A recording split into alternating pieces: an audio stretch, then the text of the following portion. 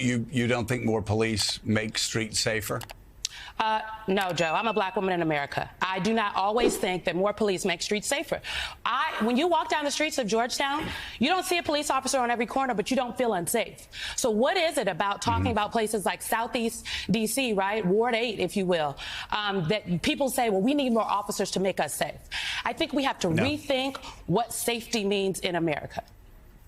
Well, you know, there have been black city council members in New York City when people were talking about defunding the police, saying the people we represent are the people who need police officers the most,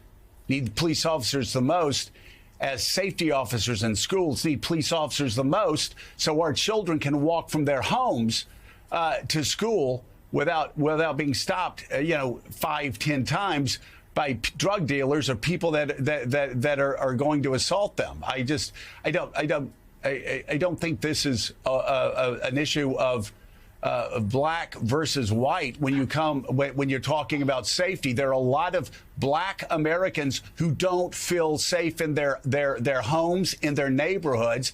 And when they hear people talking about defunding the police, it freaks them out. I'm not saying that's what you're saying. Defund the police is not good. I never supported defund. I think you're making a good point, Joe. I want to be able to call the police in my neighborhood.